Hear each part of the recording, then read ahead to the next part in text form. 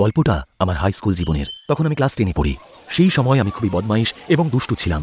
আমি এবং আমার বন্ধু রাজু ও চিন্টু ক্লাসের সবাইকে খুব বিরক্ত করতাম। এক কথায় বলতে গেলে ওদেরকে র্যাগিং করতাম। আমাদের ক্লাসে একটা ছেলে পড়তো, ওর নাম ছিল শিবা। আমরা ওকে একটু বেশি র্যাগিং করতাম। প্রায় প্রতিদিনই ক্লাসের ফাঁকে অকারণেই আমরা ওকে কান ধরে উঠবোস করাতাম। আর আমরা যা বলতাম ও মুখ বুঝে তাই করতো। টয়লেটে গেলে আমরা বাইরে থেকে বাথরুমের দরজাটা বন্ধ করে দিতাম। চিন্টু একবার ওর এক গোছা চুলও কেটে দিয়েছিল, কিন্তু তাতেও ও কাউকে কমপ্লেন করেনি। একদিন তো আব্দুল ক্লাসের মেয়েগুলোর সামনে হিরো সাজার জন্য শিবাকে অকারণে থাপ্পড় মেরে বসলো আর ধাক্কা মেরে ফেলে দিল। সেই দেখে ক্লাসের মেয়েগুলো খুব হাসছিল, কিন্তু সেই প্রথমবার আমার খুব খারাপ লাগছিল। সেদিন আমাদের নাইট ক্লাস ছিল। প্রতিদিনের মতোই আমি, রাজু আর চিন্টু রাবারের টুকরোগুলোকে ছুঁড়ে ছুঁড়ে মেয়েদের বিরক্ত করছিলাম। ক্লাসের স্যার দেখা মাত্রই রেগে গিয়ে আমাদেরকে ক্লাসের বাইরে বের করে দিলেন। ক্লাসের বাইরে বেরোনো মাত্রই দেখি আব্দুল সেখানে দাঁড়িয়ে নেই। আমাদের আগেই স্যার ক্লাস থেকে আব্দুলকে বের করে দিয়েছিলেন। আমরা ক্লাসের বাইরে দাঁড়িয়েছিলাম, তখনই রাজু বলল, আরে ভাই ওই দেখ শিবা। আমরা ওই দিকে তাকিয়ে দেখি ওই দিকে সিঁড়ির নিচে ও দাঁড়িয়ে আছে। শিবা আমাদের দিকে ঘুরে তাকালো আর আমাদেরকে মিডল ফিঙ্গার দেখালো, যা দেখে আমাদের মাথা খুব গরম হয়ে গেল। ওর এত বড় সাহস, ও আমাদেরকে মিডল ফিঙ্গার দেখাচ্ছে। ওকে আজকে শিক্ষা দিতেই হবে, চল। এই বলে চিন্টু শিবার কাছে গেল আর আমরাও ওর পেছনে পেছনে ছুটলাম। পিছু করতে করতে আমরা তিনজন তিনতলার টয়লেটের কাছে পৌঁছে গেলাম। হ্যাঁ, ভেতরটা মনে হয় টয়লেটের ভেতরে লুকিয়ে আছে। চিন্টু বলল আমাদেরকে, আরে চল না, ওকে মজা দেখাতে হবে। এই বলেই আমরা তিনজনে টয়লেটে গেলাম। ভেতরে ঢুকতেই আমরা শিবাকে দেখতে পেলাম। ও আমাদের দিকে পেছন করে মাটিতে বসে কিছু একটা খাচ্ছিল। আওয়াজটা অনেকটা মূলো গাজর খাওয়ার মতো। কিরে ভম্বল, তোর এত ক্ষমতা, তুই আমাদেরকে মিডল ফিঙ্গার দেখাস? রাজু দূরে দাঁড়িয়েই ওকে বলল, কিন্তু শিবা আমাদের দিকে ঘুরেও তাকালো না। তাই আমরা তিনজনেই ওর কাছে গিয়ে দাঁড়ালাম। ওঠ না ভম্বল। রাজু তার মাথায় চাঁটি মেরে বলল, আর তখনই ও ঘুরে আমাদের দিকে তাকালো। ওকে দেখে আমাদের লোম খাড়া হয়ে গেল, কারণ শিবার মুখটা পুরো রক্তে মাখা ছিল আর ও একটা মানুষের আঙুল চিবোচ্ছিল। ওর হাতের দিকে তাকাতেই ওর হাতে দেখি আর একটা কাটা হাত আছে।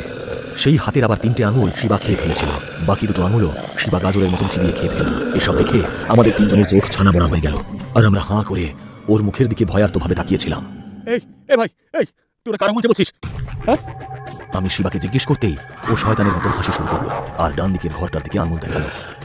আমরা ওই ঘরটার দিকে তাকানো মাত্রই ভয় আমাদের বুক কেঁপে উঠল, কারণ ওখানে আব্দুল হাত কাটা অবস্থায় রক্তাক্ত হয়ে পড়েছিল। শিবা তখন আব্দুলের হাতটাই খাচ্ছিল, যে হাত দিয়ে আব্দুল শিবাকে চড় মেরেছিল। তার মানে শিবা আব্দুলকে মেরে ফেলে ওর হাতটাই চিবোচ্ছিল। যা দেখে আমরা সবাই খুব ভয় পেয়ে গেলাম। তখনই শিবা চিন্টুর পা ধরে টান মারলো আর চিন্টু মাটিতে পড়ে গেল।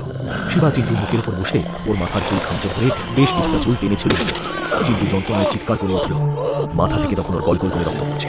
শিবা চিন্টুর মুখের ভেতরে ওই চুলগুলোকে ঢুকিয়ে দিল আর ওর গলায় সজোরে হাসি মারল। আর চিন্টু যন্ত্রণায় ছটফট করতে লাগলো। তারপরেই শিবা আমাদের দিকে তাকালো। আমি আর রাজু ওইখানেই দাঁড়িয়ে সব দেখছিলাম। আমরা এতটাই ভয় পেয়ে গিয়েছিলাম যে আমরা সেখান থেকে নড়ার মতন অবস্থায় ছিলাম না। আমি আর রাজু পালানোর জন্য দরজার দিকে দৌড়াতে শুরু করলাম, কিন্তু যেই দরজার কাছে পৌঁছলাম দেখলাম শিবা সেখানে আগে থেকেই দাঁড়িয়ে আছে। মাথাটা দেখিয়ে ও আমাদের দিকেই তাকিয়ে রয়েছে আর বিড়বিড় করে যেন একটা মন্ত্র জপ করছে। আমরা ঘুরেই চিন্টুর লাশের দিকে ছুটে যেতে গিয়ে দেখি চিন্টুর লাশ ওই জায়গাতে দাঁড়িয়ে আছে এবং পাশে আব্দুলের লাশও। ওরা দুজনে আমাদের দিকে তাকিয়ে হাসছিল। আমরা পেছনে ঘুরে দেখি শিবা আমাদের পেছনে দাঁড়িয়ে রয়েছে। রাজু হাত জোড় করে মাটিতে বসে শিবার কাছে কাকুতি মিনতি করতে লাগলো। শিবা প্লিজ আমাকে ছেড়ে দে ভাই, আমার ভুল হয়ে গেছে, আমি আর কখনো তোকে বিরক্ত করবো না, প্লিজ ছেড়ে দে আমাকে শিবা। রাজু কিছু একটা বলতে যাচ্ছিল, ঠিক তখনই শিবা রাজুর মুখে একটা লাথি মারলো এবং ওর মাথাটা নিজের পা দিয়ে চেপে ধরলো আর ওর মাথাটা পুরো থেতলে দিল। আমি আমার মুখের ভাষা হারিয়ে ফেলেছিলাম আর ভয় থরথর করে কাঁপছিলাম। আমার মনে হচ্ছিল আজই আমার শেষ দিন, শিবা আজকেই আমাকে মেরে ফেলবে। শিবা ঠিক তখনই আমার গলাটা দিতে এগিয়ে এলো। আমাকে স্পর্শ করা মাত্রই ওর হাতে আগুন জ্বলে উঠল। ও ভয় পিছনে সরে গেল। ও আমাকে ছোঁয়ার চেষ্টা করলেই ওর হাতে আগুন জ্বলে উঠছিল। আব্দুল আর চিন্টু আমাকে ছোঁয়ার চেষ্টা করছিল, কিন্তু ওরা ছোঁয়া মাত্রই ওদের সাথেও একই ঘটনা ঘটল যা শিবার সাথে ঘটছিল। আমি কিছুই বুঝতে পারছিলাম না যে এরকম কেন হচ্ছে। তখনই হঠাৎ টয়লেটের লাইটগুলো দপদপ করে জ্বলে নিভে গেল আর তারপর আমিও সেই টয়লেটে এক কোনায় বসে পড়লাম, যাতে চিন্টু কিংবা আব্দুল কেউই আমাকে ঠিকভাবে খুঁজে না পায়। ওখানে বসে বসেই আমি ঘুমিয়ে পড়লাম। সকালে যখন আমার ঘুম ভাঙলো দেখলাম সামনে পিয়ন এবং স্কুলের টিচার্সরা দাঁড়িয়ে রয়েছে। কাল রাতে কি হয়েছিল আর তোমার বন্ধুদের কে মারলো? তারপর আমি তাদেরকে বললাম যে শিবা হত্যা করেছে। শুনেই তারা একে অপরের মুখ চাওয়াচাওয়ি করলেন আর তারপর প্রিন্সিপাল বললেন, কিন্তু এটা কি করে সম্ভব? শিবা তো গতকাল বিকেল 5টার সময় মারা গেছে। ওর নিজের ঘরে গলা কেটে নিজেই আত্মহত্যা করেছে। প্রিন্সিপাল স্যার আমাকে বললেন আর ওনার কথাটা শোনা মাত্রই আমি আমার মধ্যে আর ছিলাম না। আমি ওনাকে বললাম যে সত্যি এগুলো সব শিবা করেছে, কিন্তু কেউই আমার কথায় বিশ্বাস করলো না। তখনই স্যারের ফোনে একটা কল এলো। কি? ক্লাস 10-এর আরো 3টে ছেলে আত্মহত্যা করেছে। কি হয়েছে স্যার? পিয়ন প্রিন্সিপালকে জিজ্ঞেস করলো আর স্যার বললেন, গতকাল রাতে আমাদের স্কুলের আরো 3টে ছেলে আত্মহত্যা করেছে। প্রিন্সিপাল স্যার উত্তর দিলেন, গতকাল রাহুল, মন্দার আর বিজয়, যারা ছিল আমারই ক্লাসের বন্ধু, তারাও আত্মহত্যা করেছিল। রাহুল ছাদ থেকে লাফ মেরে, বিজয় দেওয়ালে মাথা ঠুকে, আর মন্দার সিলিং ফ্যানে গলায় দড়ি দিয়েছিল। কিন্তু আমি জানতাম এগুলো আত্মহত্যা ছিল না, এগুলো সবকটাই ছিল হত্যা। আর এগুলো করছিল শিবা, কারণ রাহুল, মন্দার আর বিজয় আমাদের সঙ্গেই থাকতো। তারাও শিবাকে র্যাগিং করত। রাহুল জেনে বুঝে শিবাকে সিঁড়ি থেকে ধাক্কা মেরে ফেলে দিয়েছিল, সেই জন্য শিবাও ওকে ছাদ থেকে ধাক্কা মেরে ফেলে দিয়েছিল। মন্দার শিবার গলার টাই ধরে কুকুরের মতো ওকে সারা ক্লাস ঘুরিয়েছিল, তাই জন্য শিবা ওকে সিলিং ফ্যানে ঝুলিয়ে মেরে ফেলেছিল। আর বিজয় শিবাকে একবার ধাক্কা মেরে মাটিতে ফেলে দিয়েছিল, তাতে শিবার মাথায় আঘাত লেগেছিল, সেই জন্য শিবাও দেওয়ালে মাথা ঠুকে বিজয়কে মেরে ফেলেছিল। আমি এই সব কথা প্রিন্সিপাল স্যারকে বললেও ওনারা কিছুতেই বিশ্বাস করতে চাইলেন না, বরং ওনারা আমাকে জিজ্ঞেস করলেন, তোমার সমস্ত বন্ধু মারা গেল, কিন্তু তুমি কি করে একলা বেঁচে গেলে? তার কারণ একটাই, আমার গলায় বজরংবলীর লকেট আছে। বাহ, ভালোই মিথ্যা বলতে শিখেছো দেখছি। পুরো প্ল্যান করে নিজের বন্ধুদেরকে তুমি মেরে ফেললে। প্রিন্সিপাল স্যার আমাকে বললেন, আর পুলিশ ডেকে আমাকে তাদের হাতে তুলে দিলেন। যেভাবে রাজু, চিন্টু আর আব্দুলকে হত্যা করা হয়েছিল সেটা একমাত্র সাইকিক মানুষই করতে পারে।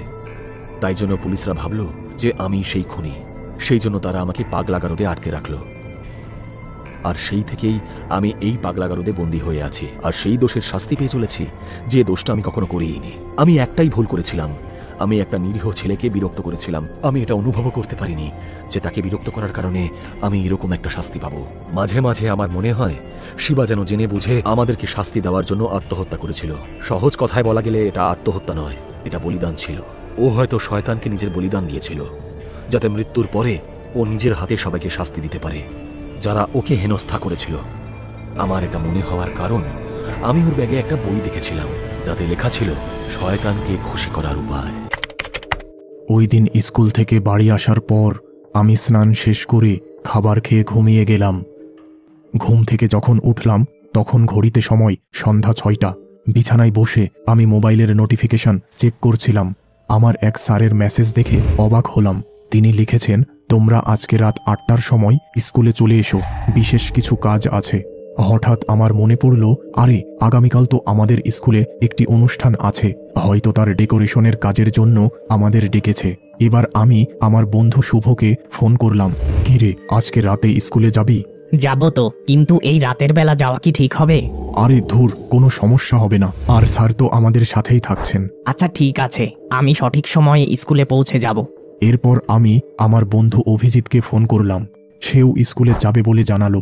রাতের খাওয়া দাওয়া শেষ করে আমি রওনা দিলাম স্কুলের উদ্দেশ্যে। বেশ কিছুটা পথ পার হয়ে আমার দুই বন্ধুর সাথে দেখা হলো। এবার আমরা 3 জন একসাথে রওনা দিলাম। স্কুলের সামনে পৌঁছে বেশ অবাক হয়ে গেলাম। আমাদের স্কুলের প্রধান দরজার বাতি জ্বলছে না, একেবারে ঘুটঘুটে অন্ধকার। তাহলে কি আমরা 3 জন ছাড়া আর কেউ আসেনি? প্রধান দরজা দিয়ে প্রবেশ করে দেখলাম স্কুলের একটি কক্ষে আলো জ্বলছে। আমরা ওই দিকেই রওনা দিলাম। কক্ষে প্রবেশ করে আমরা দেখলাম চারিদিকে ডেকোরেশনের জিনিসপত্র ছড়িয়ে ছিটিয়ে আছে। আমাদের হয়তো এগুলো ঠিক করতে হবে। তবে স্যার না আসায় আমরা 3 জন একটি বেঞ্চে বসে থাকলাম স্যারের অপেক্ষায়। কিছু সময় পর বাহির থেকে কারো পায়ের শব্দ শুনে মনে হলো স্যার আসছেন, কিন্তু বেশ কিছু সময় পরেও কেউ আমাদের কক্ষে প্রবেশ করছে না দেখে আমি দরজার দিকে রওনা দিলাম। আমার দুই বন্ধুও আমার পিছু পিছু আসছিল। বারান্দায় এসে বেশ অবাক হলাম, আরে এ তো আমাদের দিরাজ কাকু। তিনি আমাদের স্কুলে গেটম্যান হিসেবে কাজ করেন, কিন্তু তাকে বেশ কিছুদিন ধরে স্কুলে দেখা যাচ্ছিল না। তিনি আমাদের বললেন, আরে তোমরা এখানে কি করছো? আমাদের এই কক্ষটি সাজানোর জন্য স্যার আমাদের এখানে আসতে বলেছিলেন। ও আচ্ছা, তাহলে তো কাজ শেষ হতে অনেক রাত হয়ে যাবে। আমি বিছানা বালিশ দিয়ে যাচ্ছি, তোমরা আজকে এখানেই ঘুমিয়ে যেও। কাজ শেষ করে আমরা ওই কক্ষেই ঘুমিয়ে গেলাম। রাত প্রায় 3টার দিকে শুভর ডাকে আমার ঘুম ভাঙল। আমার খুব ক্ষুধা লেগেছে, কি করি বলতো? হ্যাঁ, আমারও বেশ খিদা লেগেছে, চল স্কুল ক্যান্টিনের দিকে যাই, কিছু ব্যবস্থা করতে পারি কিনা। এবার আমি ও শুভ 2 জন স্কুলের ক্যান্টিনের দিকে রওনা দিলাম। ক্যান্টিনের কাছে এসে দেখলাম দরজা একটু খোলা এবং ওই দিক থেকে আলো বেরিয়ে আসছে। আমি এগিয়ে যেয়ে সম্পূর্ণ দরজা খুলতেই আমার জীবনের সবথেকে বড় চমক অনুভব করলাম। কোনো মানুষের মাংস কামড়ে খাচ্ছেন, তার চোখের মনির স্থানে 2টি লাল গোলা। খেয়াল করলাম আমার পিছনে শুভ অজ্ঞান হয়ে পড়ে গেল। এবার ধীরাজ কাকুর সামনের টেবিলে চোখ পড়তেই আমি এক চিৎকার দিয়ে অজ্ঞান হয়ে গেলাম।